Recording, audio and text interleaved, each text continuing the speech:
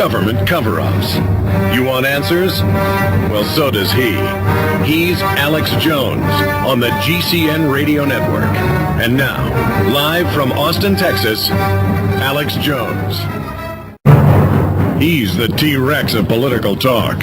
Alex Jones on the GCN Radio Network. You know, I have this problem a lot with the guests we have up here. People like Willie Nelson and Charlie Sheen and senators, presidents. How do you go through their whole bio and tell people about who you've got on and really do him justice? I know he didn't want to hear about himself, but Russell Means is helping to lead the charge for the Lakota nations. Tens of millions of acres, more than 4 states. It's definitely their land.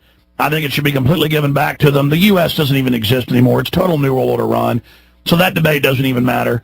And we need to go the opposite direction of globalization and world government. We need to have areas we can run to that have some liberty. And the Native Americans don't have a right to this. Nobody does. He is a well-known actor from Last of the Mohicans, one of my favorite movies, and just so many other films. He's grew up on the Pine Ridge Reservation. He's probably one of the, if not the best-known activists for Native American rights. And we went over his bio. We'd be here all day. You can go to some of their websites and check that out. He'll be listing those. But the main reason he's on is because they're moving for independence. They have their independence, and this is serious, and this is real. And he goes over in a video up on YouTube, very eloquent. I mean, in the 70s alone, 40+% of Native American women on reservations were sterilized. That's declassified. George Bush Sr. ran that op. They've been exterminating them for hundreds of years, and the globalists are doing it to us, too. And I just want to commend you for all your work and for trying to save your people, who are my people. We're all just human beings from the same planet here, all the same blood. And I just love what you're doing, and I support you. Thank you very much. Great to be on.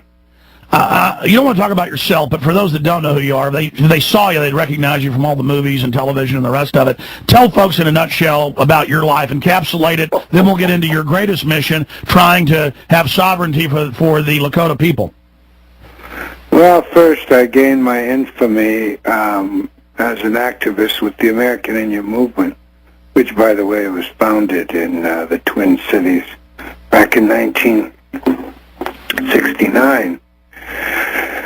But after the activism, I, of course, went into politics. I ran for the presidential nomination, the nomination for President of the United States on the Libertarian Party ticket in 1988. I ran for governor in New Mexico in 2002. And 3 times I've run for tribal president. And in each instance, and I even went to the Supreme Court to prove it, I was cheated. But nevertheless, I then entered into the art world, first with movies, then with music, and then with oil paintings, and now I'm getting into sculptures. But I'm putting that all aside because right now we have reestablished our nation legally and lawfully, and according to international law.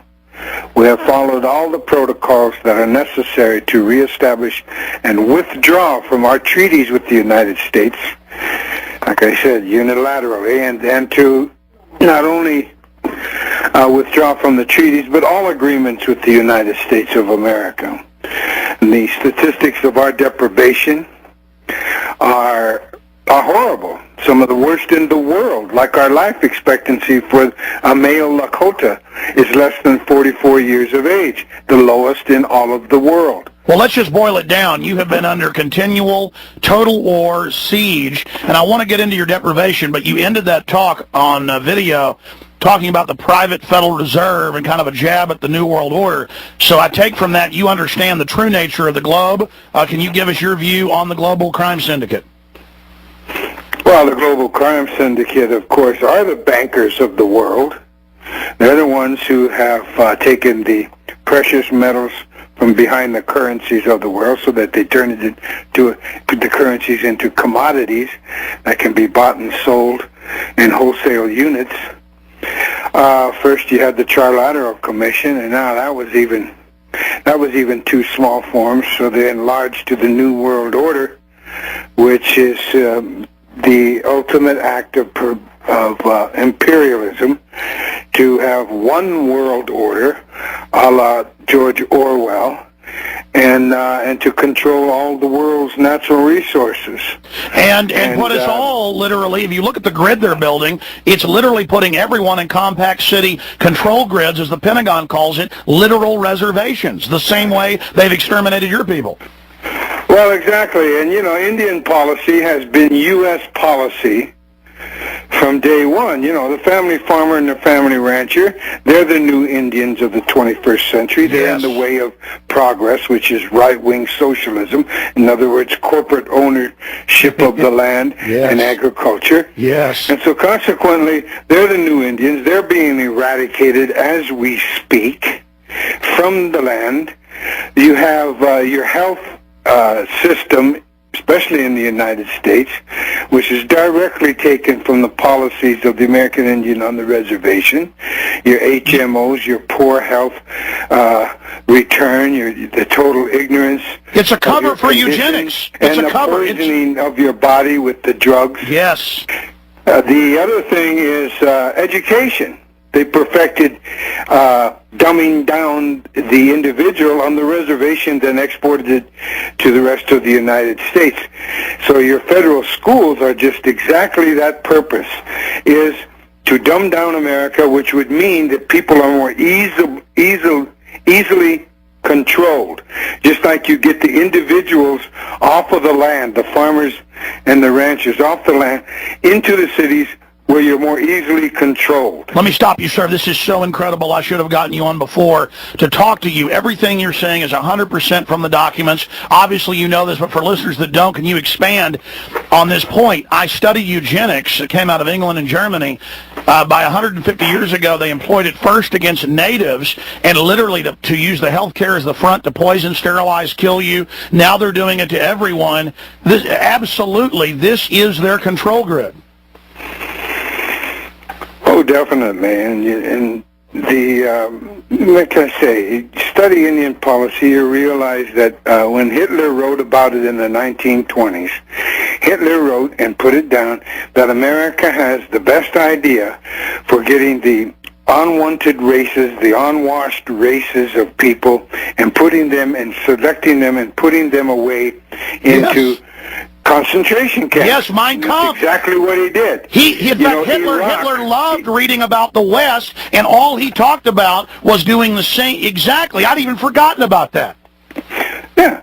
The Apartheid Act, the Bantu Development Act, which institutionalized apartheid in South Africa, was a direct copy of the Indian Reorganization Act, which was passed 30 years before apartheid.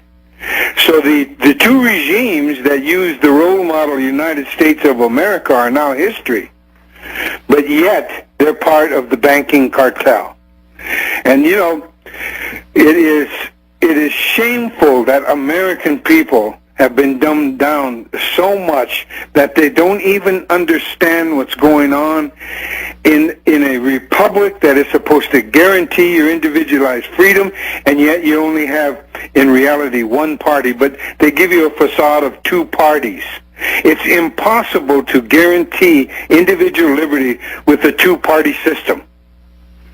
It's impossible. I have to say this right now. I have to say this right now. And mob rule in the United States of America, if it doesn't satisfy the ruling elite, like in 2000, they will disregard mob rule and institute their own king, King George.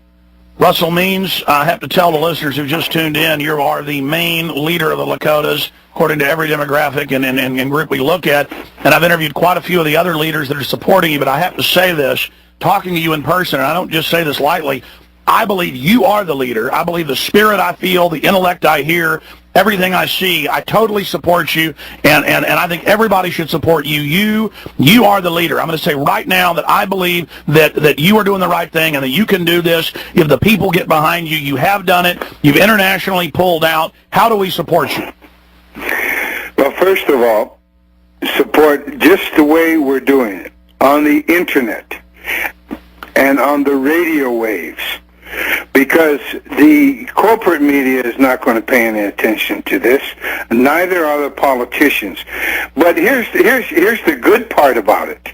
As long as the United States is so racist, so anti-Indian, they are ignoring us. While they are ignoring us, we're reforming our foundation of freedom and strengthening it every day.